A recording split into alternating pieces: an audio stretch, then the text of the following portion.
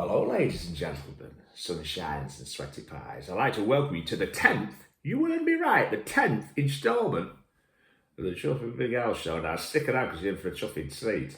You are.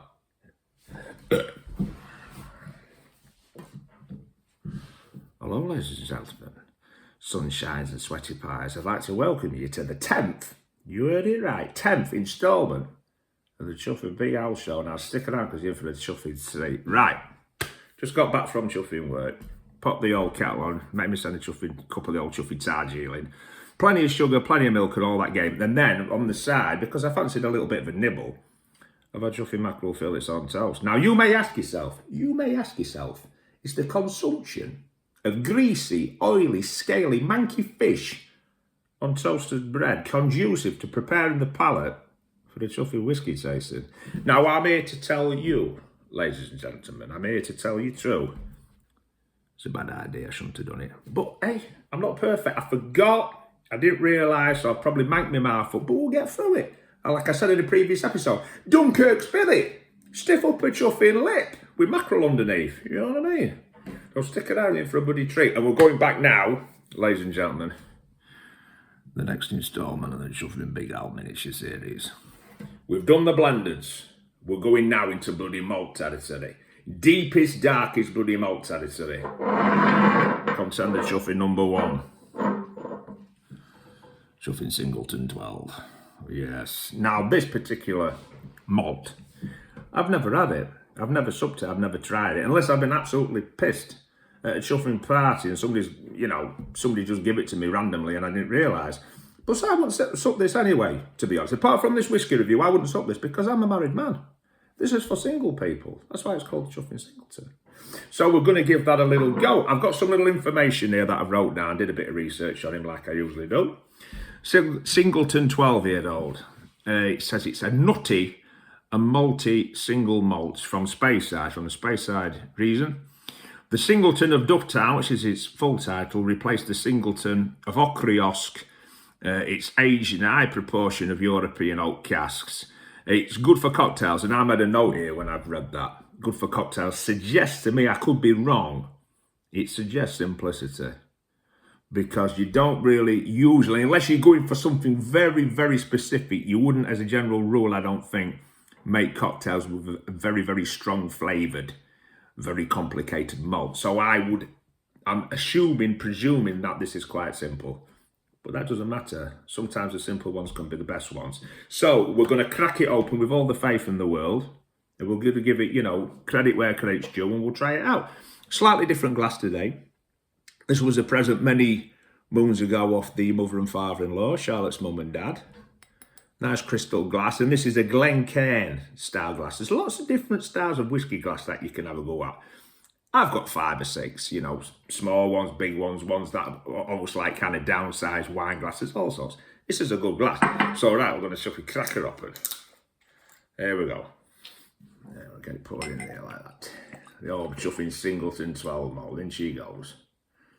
Let's have a quick look at the oil. It's hard to see today because it's quite a dark day, but it's a beautiful amber golden colour. I don't know if this is coloured. Like I say, you don't always find this information out in these smaller bottles. But right, left nostril, right nostril, chin, left nipple, right nipple, belly button. Where bloody go? Let's have a chuffing, stick his chuffing nose in there. Ooh, it's a lot different to what I've been sniffing the last few ones we've done. It's very subtle. It's a very subtle fragrance. There's not millions and millions of different things going in there. But what I can smell, I would say, is it's quite malty. I don't know about nutty, but yeah, it's buttery. Smells all right. Right, we're going to give it a go now on the old chuffing palette and see what we'll bloody get out of the bugger. Here we go.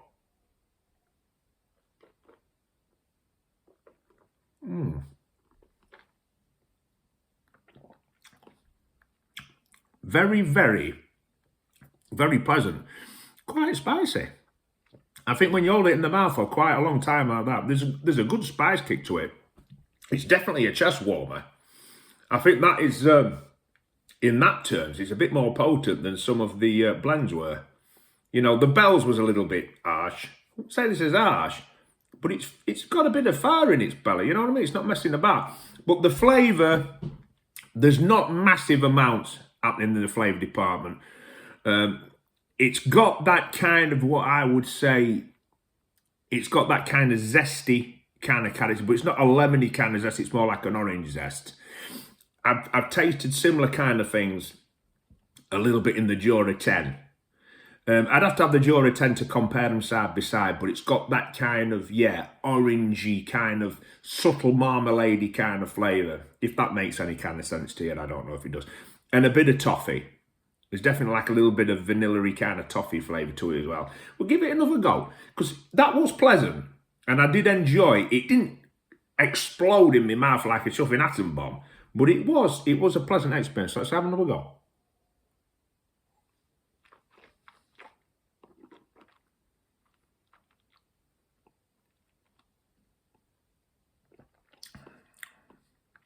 Yeah.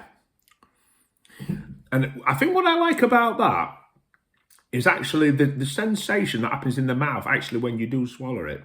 It's hard to describe, but it's pleasurable. I'm salivating. I've got a good salivation going on. So it's got a good mouthfeel. But that's a nice little drop. Yeah, the old Singleton 12.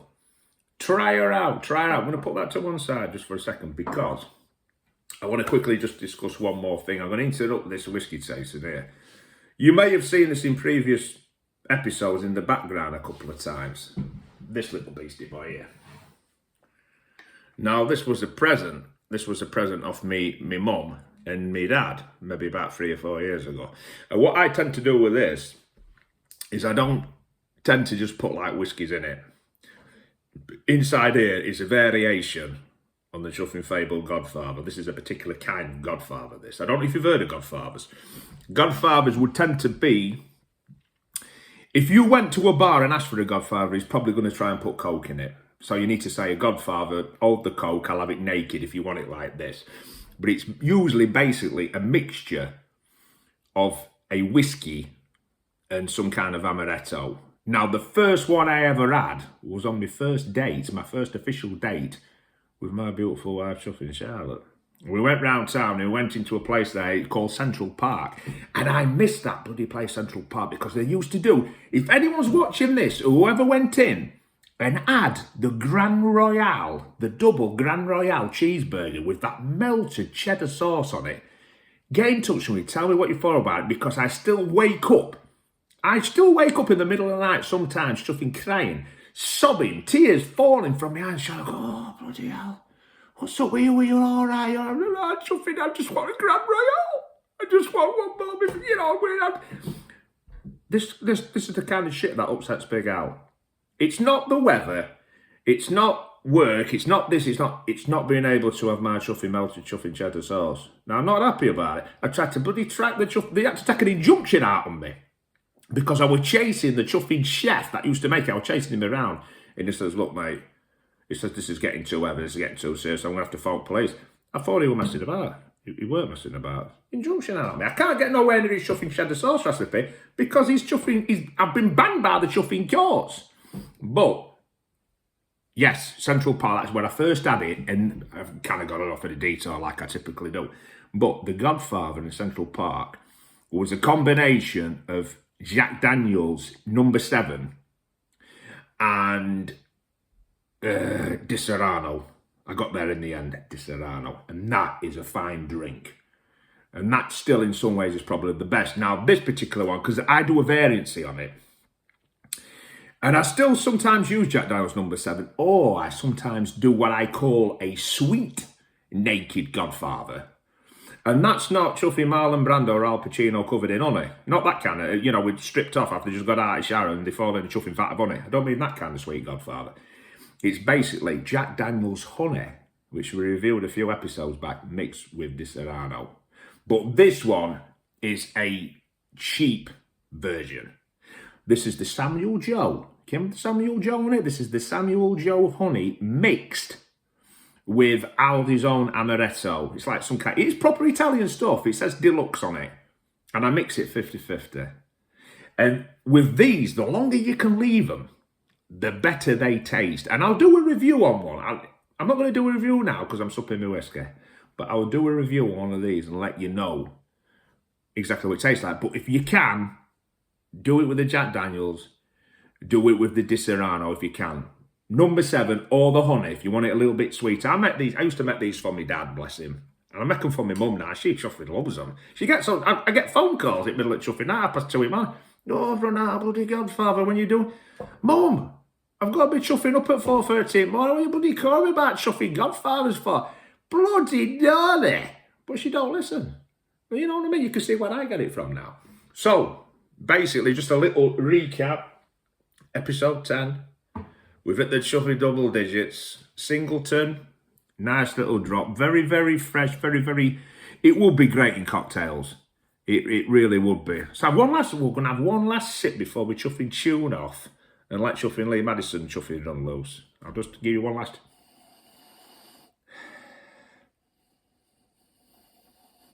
It's not tremendous. I've got to be honest. Although it's pleasant when I'm smelling, there's not a lot happening. And my nose, my airways today are clear. It's not like I've got chuffing half a cubic ounce of chuffing snot up in snozzy.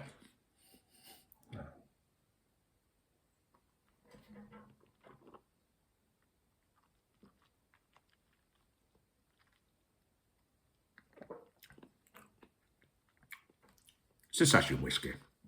It's a session whiskey, or it's a bung it in your cocktails. It's very nice, very balanced, very smooth. That kind of initial fire that I had, it might have just been because, you know, I've been drinking like tea and water all day and stuff like this, and just that first shot of whiskey just maybe took me taste buds for a bit of a trip, you know what I mean? It's good. I'd buy it. I don't think I'd buy it on a regular basis, but it would be one of them if somebody bought it me as a gift, or if it was on offer, I'd chuffing get Stephen in there, I'd have a bottle. Right, signing out. Thanks to the subscribers and new subscribers. Thanks for everybody who's watching. And we'll cut Lee Maddison chuffing loose now, and we'll see you after. All right, sunshines.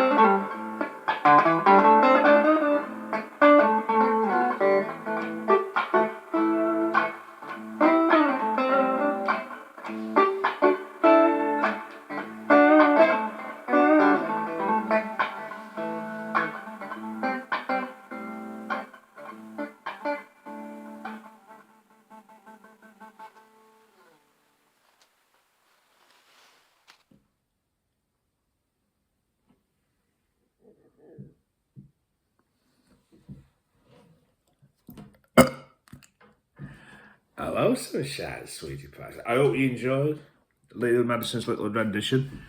Another retro one. Look, hey, if he keeps on finding these chuffing old videos, he wants to keep putting them on. That's up to him. Me personally, and I'm sure you, the viewers, would like to see some of the new stuff, rather than the stuff that's like chuffing 85 years old. But I enjoyed it. Bit JJ Cayley. You know I like JJ Cayley. You know from a previous episode, Clapton, JJ Cayley, that stuff. Right, now I'd just like to talk about, tell you a couple of stories about family members. And the first one that's clocked on my radar is me old chuffing Nana. Now this is my mum's mum. And art as big as a chuffing castle, but ferocious. Not to be trifled with.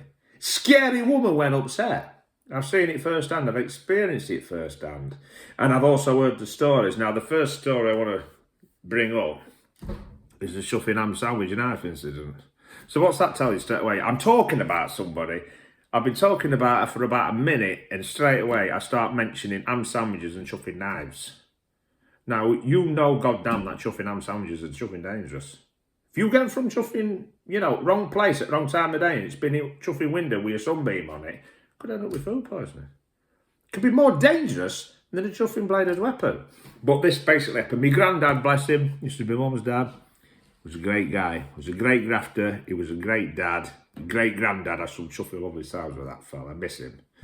But he was a man's man, he was old school, you know, he was chuffing Clark Gable, Clint Chuffing Eastwood, John Wayne, all that, Robert Mitchum, all that kind of chuffing bag, you know what I mean? And he basically been out with boys all day, chuffing, slurping and chuffing, traffing or whatever. Well, probably not traffing, but slurping. Playing cards, having a chuffing laugh, been out for chuffing hours. My Nana, she's cooked him this dinner. I don't know what the dinner were, but she cooked him this dinner. It'd been in the oven so long that it was as chuffing dry as a bone. It looks like the corpse of a chuffing dead camel in desert after about chuffing chew. It was chuffing sun bleached. It'd been in the chuffing oven that long, you know what I mean? And he comes back and he's wanting his chuffing dinner.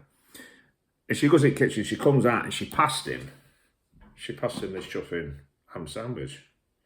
One slice of bread, butter, ham, one slice of bread with butter, chopped in half, there you go. And he went, my granddad, he said, what's that? And she says, well, your oven is chuffing burnt or chuffing crisp, that's your dinner.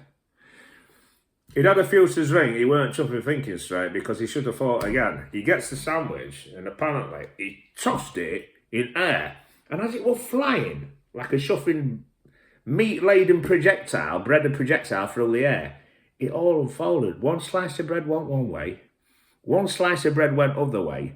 The ham sandwich went straight down the middle like a flaming rocket and smacked my Nana chuffing cleaning, chuffing shops. My granddad said, I thought straight away, oh shit, probably shouldn't have done that. And he says, I could see her eyes. And they were darting around the room, and we both noticed, because a human being has the facility to not only know where he or she is looking, but also by one glance know where somebody else is looking. And he knew her eyes had fallen on a chuffing knife. Great big chuffing blade that was somewhere in the room. So it was a mad dash for this chuffing blade. She got in there chuffing first. Like bloody Zorro, you know what I mean? Chuffing Darth Vader, gets hold of chuffing lightsaber. And he managed, big guy, she's about 5'3". She was 5'3". She just died recently, God bless her. But she was about 5'3", he was 6'3", he was big, especially for his day. And he managed to get hold of her like this, in like a chuffy bear dog. But she's going like this with knife. He's behind her. And Chuffing Blade's going like this, he's going like this, and Chuffing nearly took his chuffing eyeball. So that's one incident. So we started to get a picture, started to paint a picture of how lovely but how dangerous this chuffing woman could be. Now, one of my particular experiences with Nanna is when I was in junior school. I'm not saying which junior school or when it was, but I was in junior school. And I got on quite well with everybody, but there was one dinner lady. For whatever reason, I don't know if it was just me being oversensitive or what, but she did not seem to like me one iota. She really didn't. And I thought personally, in my mind at that time, with the experiences that I had at my disposal, I thought she was targeting me. I thought she was picking on me. And one day they had like a kind of open day, my Nanna comes in. I've been telling my Nanna about this dinner lady. All of a sudden, I could see it, just the demeanour just changed. And she had a mean aura about her. She was like chuffing John Wayne in a bad mood. And she's like kind of going like this with her hands. Like this kind of stuff. Started to flex and she's loosening bloody up and all this kind of stuff. I says, no, I says, what are you doing? She says, where is she? I says, what? She says, where is she? I says, where's who? She says, that bloody woman. I says, what woman? She says, that chuffing dinner lady. She says, I'm going to give her a chuffing knuckle body. And I lied. She wasn't coming on her own. And I said, oh, no, she's not coming today. She's got like a chuffing tummy bug. She's phoned in sick. She's not here. I mean, I was going, she's lucky. She's one lucky bloody woman, I can tell you. Yeah, there were like steam coming out of her ears and her nose and everything. And I'm looking over at this chuffing woman who made my life a chuffing misery. And I'm thinking, I have just saved your chuffing life. So that is just a couple of stories out of the chuffing Nanna Chronicles. Now, I've got to say, it's been an absolute chuffing pleasure talking today. I hope you've enjoyed it. I hope you enjoyed the whiskey review and me telling you about the chuffing Godfather, Lee Maddison's music, and the chuffing Nanna Chronicles. And I'll catch you later for chuffing episode, chuffing 11. Booshka.